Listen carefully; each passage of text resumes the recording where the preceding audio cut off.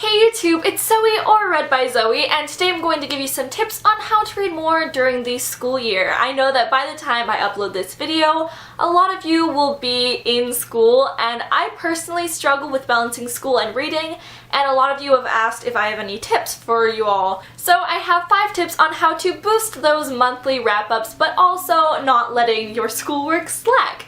So let's get started. Tip number 1 is don't force it. I know we all want a huge monthly wrap-up and to be like, I read 65 books today. All of you are peasants because I can read more than all of you. But if you aren't in the mood to read, don't read. It will just push you into a bigger reading slump and you'll become discouraged. If you want to sit and watch Netflix, just go for it, because motivation will come at the weirdest time. I know that I personally have been watching Gilmore Girls and I'm just in this total reading slump, but then Rory picks up a book and I'm like, wow, remember the days when I read, and it makes me want to read again. It's just the best feeling. Once your motivation comes back, it comes back in full force and you are going to read your next book so quickly, but you're also going to enjoy it more because you've had that break, you've had that time to watch Netflix or catch up with your schoolwork because it's going to be during the school year, but don't push it. Tip number 2 is to read at a specific time every single day. Make sure to carve out that time from your schedule where you can just sit down with a book and read for a couple of minutes or a couple of hours, depending on how much time you want to carve out of your schedule. For me, I like to read right before bed because it's not a specific time of day, because I will go to bed from like 9:30 p.m. to like 3:30 in the morning.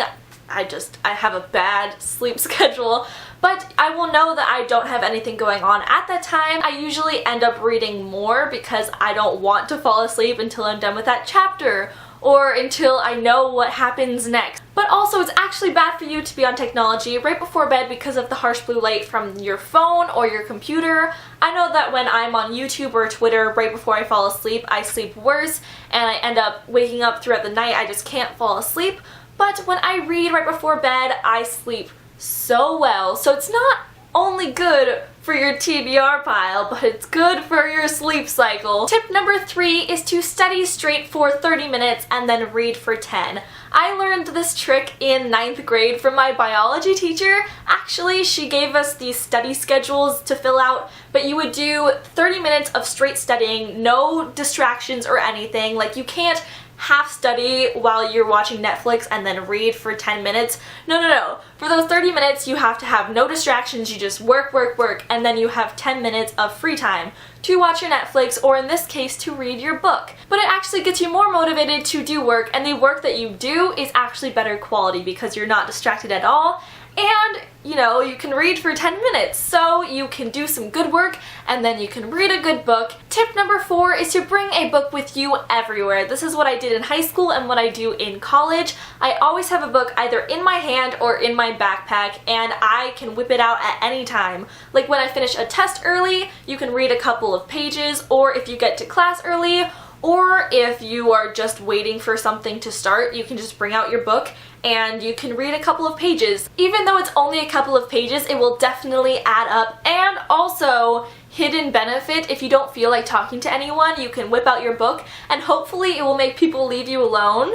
Hopefully. I know some rude people still come up and like ask you questions about your book, but most sane people will leave you alone when you have your book right in front of you. And the final tip, tip number 5, is to read shorter books or more lighthearted books, or both. Not only will they put you in a great mood, the lighthearted ones, but they will keep you out of a reading slump because you're reading them so quickly and you see how your monthly wrap-up is growing, and you'll just feel great about yourself because you'd be like, wow, I read 3 books in the past 2 days, look at me! These books are also great to balance out all of the dry, boring reading that you're required to read for school. I actually started both the Confessions of Georgia Nicholson series and the Shopaholic series because I was having a terrible time with my required reading. Audiobooks are also a great choice, especially for a college student, because you can listen to them while you're walking to class and you don't have to worry about running into a bus or something like that if you have your book in front of your nose.